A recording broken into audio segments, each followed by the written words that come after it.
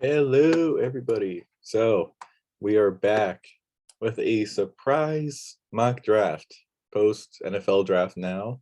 It's been like a week and a half since then.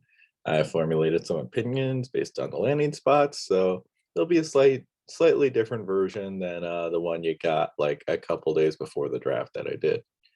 Um, so with that all being said, I'm gonna focus this time a little more on landing spots.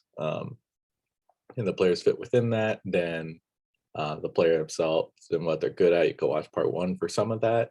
But there are some players included in this one that aren't in that. So I'll try to touch on those a little more. And I am doing 20 picks this time. I wanted to make sure everybody at least got one pick. And Bobby's pick is 20th. His first pick is 20th overall. So gotta do what you gotta do. With that being said, let's get into it. So, no surprise to anyone, Tim has told most of us the first pick is Brees Hall. Again, incredible player. Gonna be a 3-down back for them. I heard a good comparison earlier today for the situation he's going into. It's essentially like when Joe Mixon got drafted to Cincinnati and they still like Gio Bernard there, that's like Michael Carter in this instance. So I think, and then Hall is of course Mixon. I think like Mixon will be even more pronounced, like his role. Right, I meant Brees will be in in the Jets offense. I think it's going to be huge for them.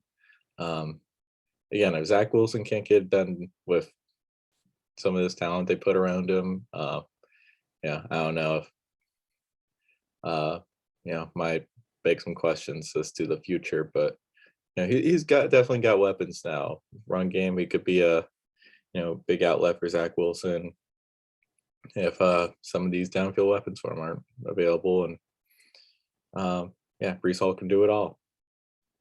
Yeah, I might have planned that rhyme. So second overall, we got Rocco taking Kenneth Walker. I originally had him passing on Kenny Walker the first time around. That's because Rocco could kind of use a little everything. I figured take a receiver that'll be sustainable for the dynasty team a little more. But Kenneth Walker, like none of the other running backs really went to that overwhelming of landing spots for there to be like a close third guy. So just with like you can't pass up this value with the scarcity at the position, and when you could get a guy like this in a run first offense. Sure, Rashad Penny is there. There's a reason he's not going number one overall, but he does get second round draft capital. He does get he's gonna get a lot quite a few carries as the more thunder to Rashad Penny's slight more lightning-ish. Yeah. Like I said in the first one, Kenneth Walker doesn't have a lot of receiving back traits. Doesn't mean he can't do it, but he just didn't do it a lot in college. But either way, this is like the Chris Carson, just swap him out, newer, younger version. Yeah, he's gonna be a fantasy producer for a good number of years here, and you can't pass this up. Or you just don't get the opportunities to draft guys like this later on. So, with that being said, oh, I just got a notification. Sony Michelle is a Dolphin. How about that? So third overall, I got Timmy going with Drake London. Now, you might be saying, like, Eric, you just trashed on Drake London the entire first one. Yes, I did. Yes, I did. But this is sort of what I think will happen mock. I mean, I have my preferences toward, what I look for in receivers. And, Drake London still went number 8 overall. He's the first skill position player off the board. And that can't be ignored especially in a offense where it's just going to be Drake London and, you got Kadero Patterson, but Kyle Pitts, but that's like it. So he's just going to get a lot of opportunities as like the guy on the outside. I think a guy like I don't think Marcus Mariota is going to be the guy to really feature him. Like in a way, I think like Justin Herbert can, who's more accurate, and like Drake London's really good on like comeback routes, like here and stuff that are like more timing based, where Mariota just runs around and does stuff. And it could have been a better landing spot, but at the same time, like he's just the scarcity at the position in Atlanta. He's just gonna have so much opportunity. It's hard to pass this up. And yeah, and Calvin Ridley will be back 2023, and that role should grow even more for Drake London. I mean, Calvin Ridley might not be back. We don't know. There's a lot of variables in that. But Drake London, number 3 for me. Number 4 overall, we got Jason taking who, in my opinion, is the best receiver in this draft, in Garrett Wilson. This great route runner, speed for days. Well, I guess not that much speed, but it's a good amount of speed. But he's going to a Jets team. He's going to be the number 1 target, outside target. Sure, you got like Elijah Moore there. Of course, I'm a big fan of. Yeah, Corey Davis, and that's really the competition for him there. I mean, you also do got like my shot in dark Denzel Mims. You got Braxton Berrios, some of these guys, but yeah, Garrett Wilson, he's coming in here. He's going to be the dude, number 10 overall pick in the draft. Yeah, like I said, if Zach Wilson can't get it done with this kind of supporting cast they put around him this draft, yeah, I'm gonna start having questions. And yeah, so number 5, I got Cold Stone Cream Austin selecting Treylon Burks. For a while through the draft process, he very easily could have been a number 1 overall pick. And I knocked him down a little bit only because the testing wasn't so good. But the testing was good, still good enough where like I don't hate him either. But then he goes to a Titans team without AJ Brown now. And outside of Robert Woods, a very much aged Robert Woods, there's no one else that's like young and promising on that Titans team. Well, I meant like, okay, I phrased that wrong, but there's no one else young and exciting on this Titans team. Robert Woods is old. Derrick Henry could give out any year now. I know we say that every year, but it's going to happen soon for Derrick. Yeah, and Treylon, he was getting AJ Brown comps already. And well, I don't think he's quite that level. He's pretty close, and getting that swap, you could debate that all you want from a team building perspective, but like the opportunity is there for Treylon Burks to have a major impact year 1, and you can't pass this up if you're Tim. And I know he's looking for a receiver at this number 5 spot. I have intel saying he is. I don't think that's a shock to anybody. So I think this best player on the board at this point makes sense. Number 6, I got Butter Ape selecting Chris Olave. Pele, I admittedly in this draft, you'll see I kind of went with more so picks that he'll have a soft spot for. Just Chris Olave being an Ohio State receiver. That also just happens to, match the value too. Like you might consider a couple other guys in this spot, but this is like right about where you consider Chris Olave as well. But yeah, it's a good pick regardless of, Ohio State homer or not. He's going to New Orleans. Right away, he's either one of the top 3 targets on the offense day one. We'll see if Michael Thomas is back, Kamara, all kinds of stuff, that legal situation, which I haven't heard a lot about lately. So maybe that's solved. I don't know. But yeah, he comes in here. He might be the number 1 target day one for a quarterback in Jameis that just absolutely loves to air it out. Chris Olave is a major deep threat. Great run after catchability. And if Michael Thomas does come back, that just makes more opportunities for the both of them.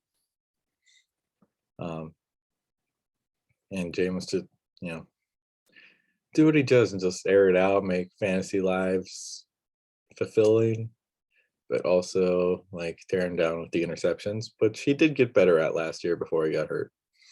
But Olave, yeah, I think really solid pick here.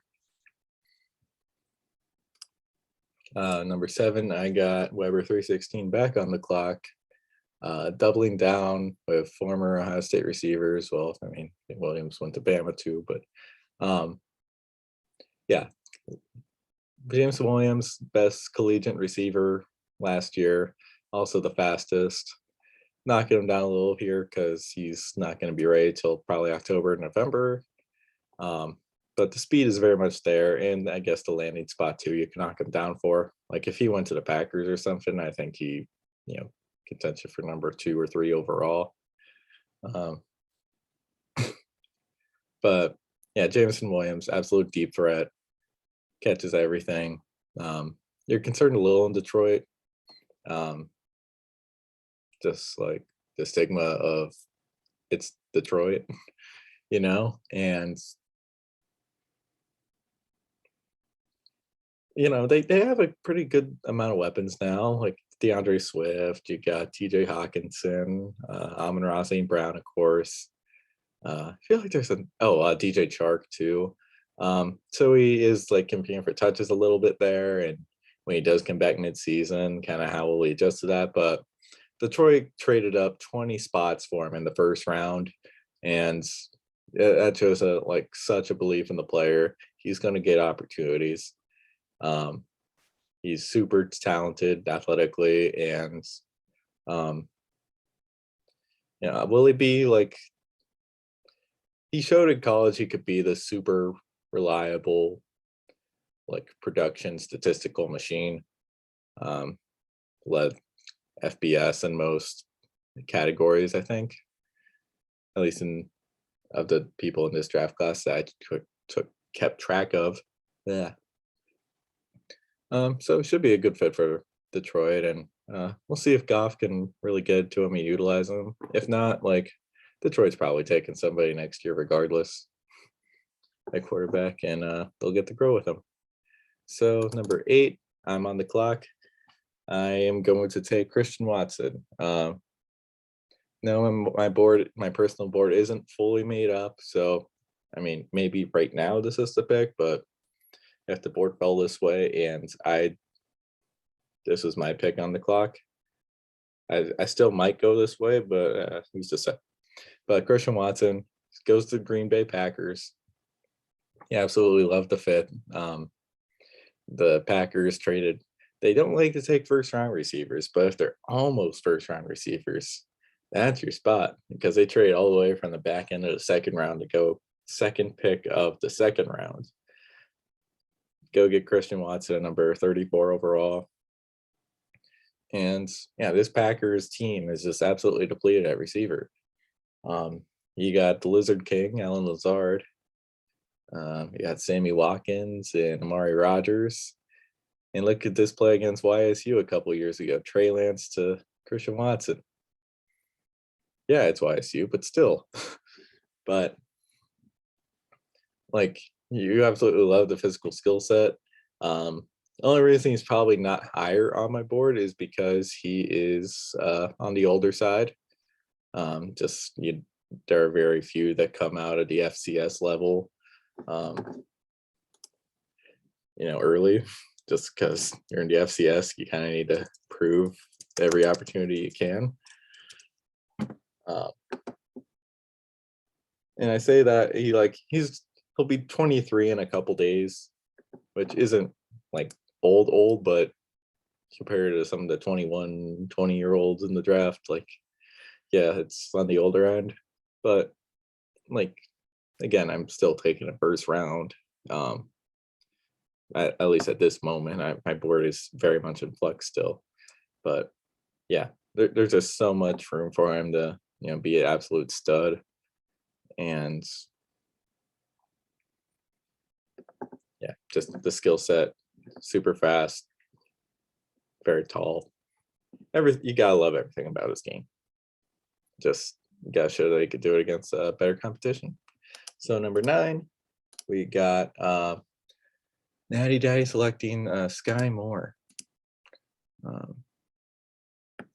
Obviously going to the Chiefs, which are now without Tyreek Hill.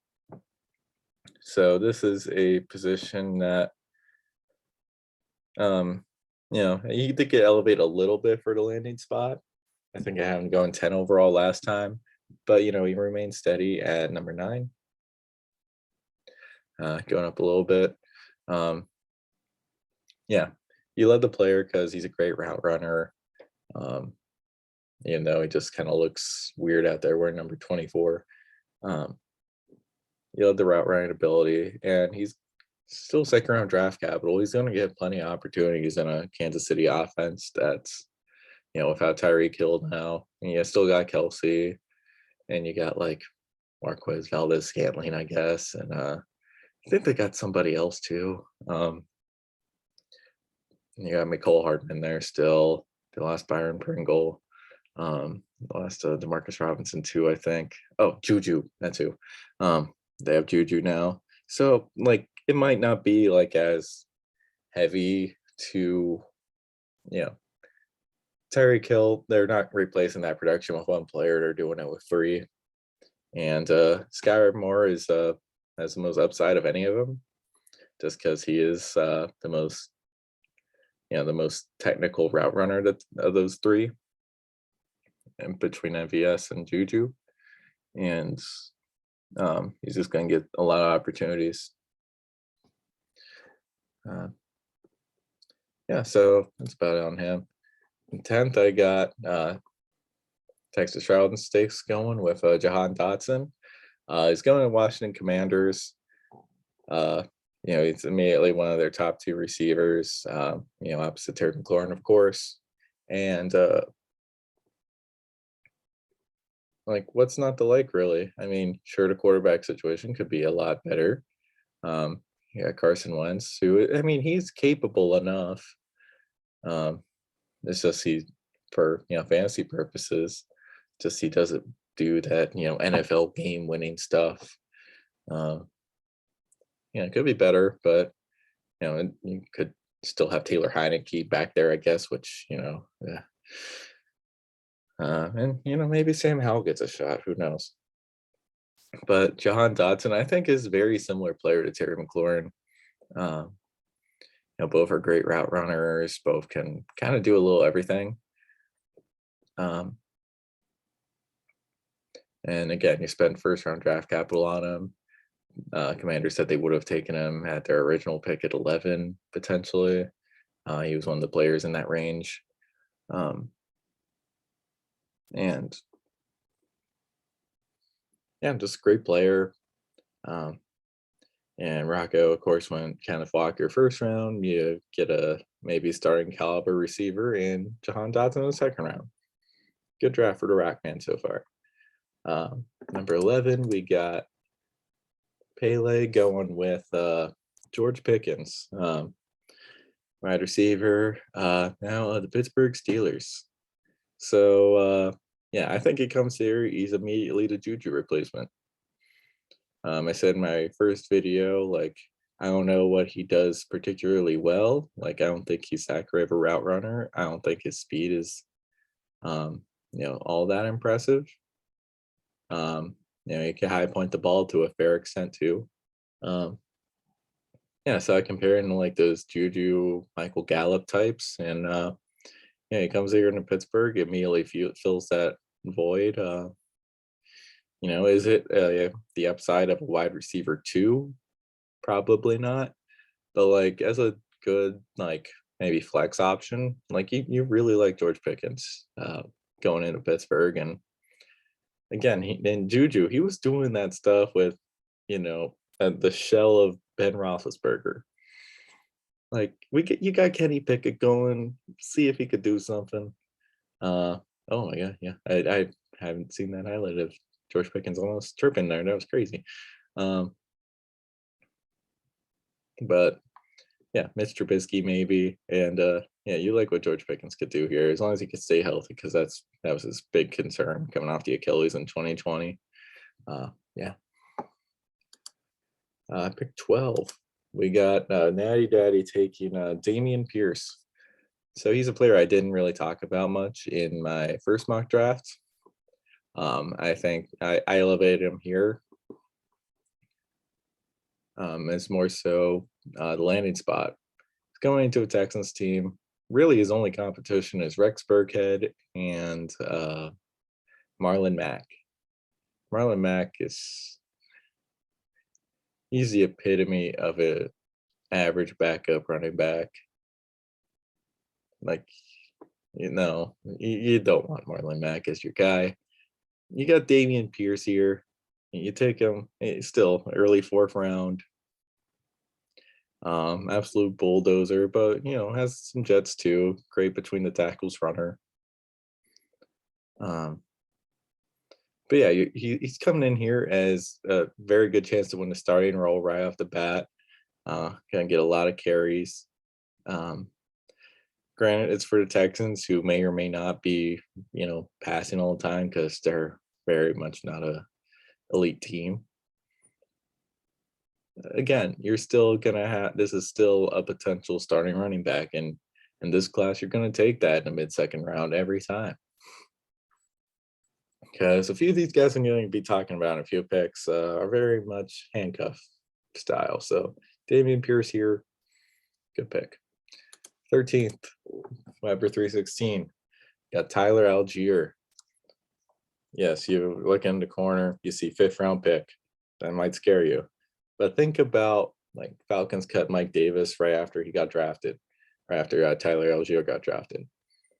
Don't really have anyone else other than Cordero Patterson. So for Weber 316, this not only doubles as getting the handcuff for Cordero Patterson, he's like comes in there. He's the first, second down running back, day one probably.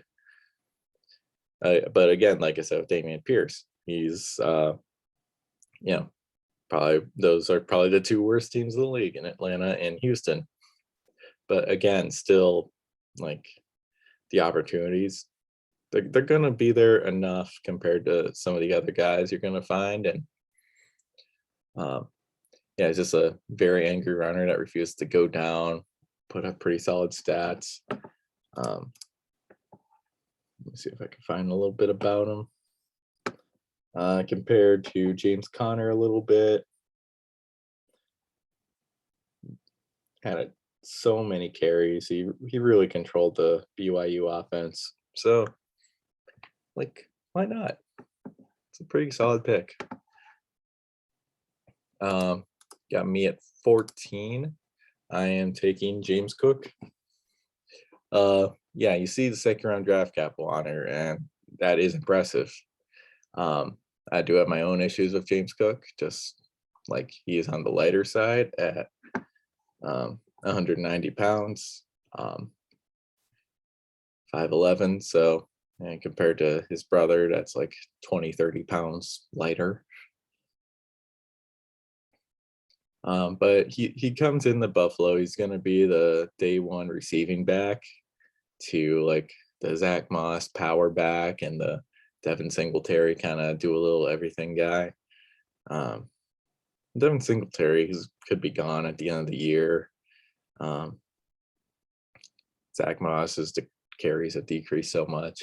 So, I mean, I don't know if James Cook will ever be the guy, but he will certainly be a guy that Josh Allen relies on in those short circumstances where he doesn't feel like running the ball all the time, which I appreciate from my quarterback. But like I also don't appreciate it as putting himself, in line to get injured all the time. But for the stats, it is fun. Yeah, I love Josh Allen, man. If I won the championship last year, it was between him and Jamar Chase getting that jersey. Maybe this year, we'll see. But yeah, James Cook, hard to go wrong here. Um, so next up, I got Johnny, the El Segundo Stoners taking Alec Pierce with their first pick in this draft. Really was Desmond Ritter's number one target his entire time with in Cincinnati. I'm trying to find some stats on him. Pretty good physical traits. 4.4 40. Yeah, pretty like 7 catches or so every game. Pretty solid route runner, and I haven't watched a ton of them, but just kind of from the stuff I heard, like had Desmond Ritter been able to find him more in the Alabama game, like they might have had a chance of winning that, but there was just so much pressure in Desmond Ritter's face just from it's Bama against Cincy. That's going to happen. But like Alec Pierce gets open, against the elite competition, that kind of deal is what I was alluding to. And yeah, one of those guys. He comes into the Colts offense to be that compliment to Michael Pittman, of course. And of course they got Jonathan Taylor on the backfield. Yeah, he can come in there, be the number 2 weapon for Matt Ryan, who loves to air it out, we know, still in an indoor stadium. Pretty great. Yeah, hard to complain about this pick. Number 16, I got myself going with Zamir White. I'm personally not too high on this pick. Yes, I know I'm taking it. And why am I doing that? Well, few reasons. One, he is immediately, I get the handcuff to Josh Jacobs, which is an appeal to me. I get, and maybe I get the heir apparent to Josh Jacobs, and maybe Samir might actually be better than him, for all I know. Like, he is a very just like tough, explosive inside the tackles runner. When he gets the hole, and they didn't always have the best run blocking at Georgia. But he very much carried the ground game for that offense, and he's coming into Vegas, as the immediate backup for Jacobs, and like I said, Josh Jacobs' contract, they declined his 5th-year option, so he's done at the end of next year, and this could be the guy going forward. It's a long shot, a 4th rounder being able to do that, because next year maybe they get a guy, but that's at the very same time maybe it could be, and that might be worth it in this spot. So for the meantime, hang in with this guy, Zamir. 17, I got Weber going Tyrion Davis Price. He was going very low in mock drafts the whole year, in Dynasty rookie mock drafts, I should say. Then he gets this draft capital, and not only that, 3rd round draft capital. He's going to San Francisco. So it shows a belief in him, and they're going to use that stable of running backs. But you might say, Eric, they just did this exact thing. They took Trey Sermon in the 3rd round last year and didn't do anything with him. True. This is true. Tyrion Davis Price, though, models a little more closer to Elijah Mitchell skill set wise. Yeah, and this could be just another one of those guys that they feature. Elijah Mitchell, maybe the flavor of the year, week, whatever you want to call it, last year. This could be this year's Elijah Mitchell. At the same time, could be could be an absolute nothing for you. But you absolutely love the potential. I know Weber loves his 49ers run game with Deebo Samuel, with Elijah Mitchell. these guys. I think it's a good fit. And at nothing else, you got the Elijah Mitchell handcuff. So he could be the guy, maybe. So pick 18, you got Timmy has a major tight end issue. Like it's Gronk, and then I think like one other guy who wasn't super fancy relevant. I remember looking at, and Gronk currently is retired. So he is desperate for tight end, and why not start off the third round with the best tight end in this draft?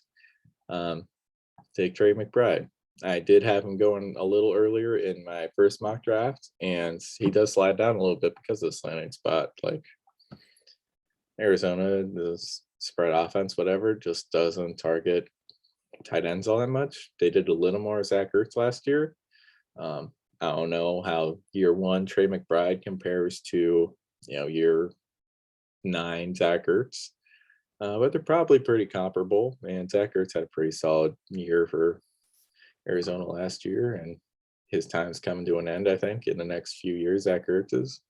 And Trey McBride takes that role right after that and maybe becomes something a little more. He's very much in that like Kittle type skill set. So there is plenty of room for him to develop. Maybe learn a thing from Zach Ertz.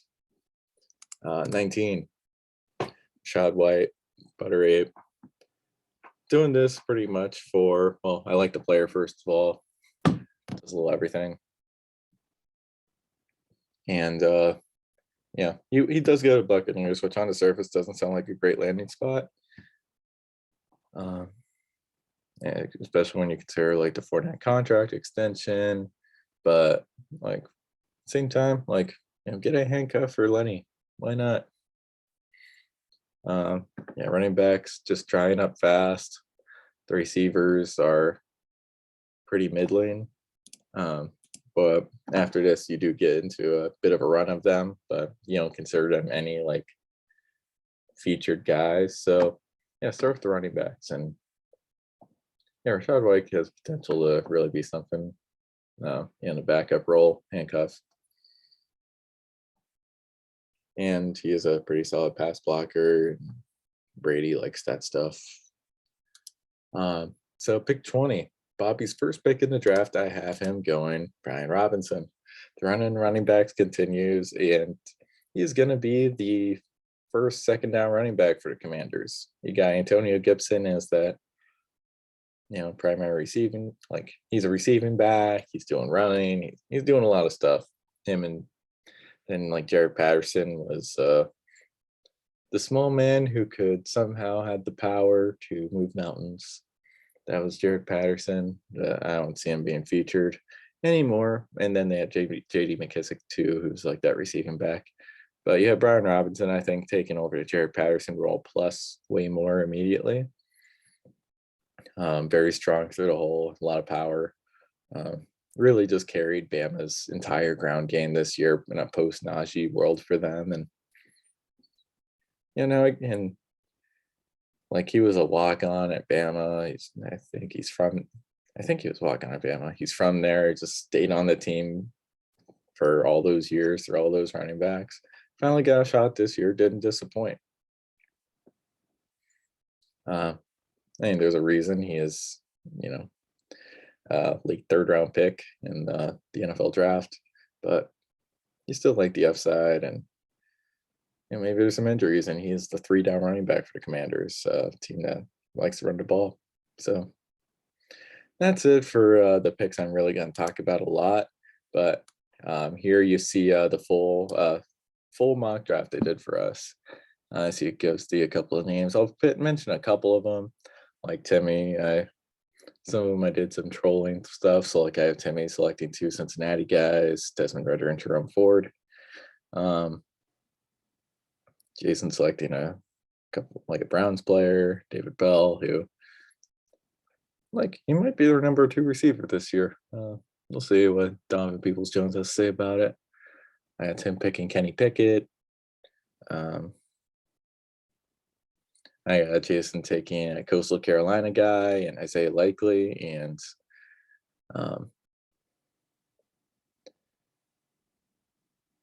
Yeah, Bobby, of course, taking a Ram and Kyron Williams. Johnny taking a funny name guy and Chigoziem Okonkwo. And no, but he seriously, he actually has some potential. He could be the Titans starting tight end this year. He's very similar to Jonnu Smith, who they had, of course, a couple years ago. And yeah, he could be something actually. So the name is funny, but it fits the value too. That is where Johnny comes into play. And yeah, I'm taking, yes, a backup quarterback and Malik Willis in the 4th round. It's the 4th round, but again, the fantasy upside is way too strong to ignore, I think, for me. And Jerome Ford, I know I mentioned it earlier, but he's going to a situation in Cleveland where, like, maybe Kareem Hunt's done. Maybe they don't like him anymore. Maybe Dearness Johnson is done. He could be something there, but it might take a little bit to develop, and it's not certain right now, but he is worth it. Like, I think he should have gone much higher than 5th round. But that's it.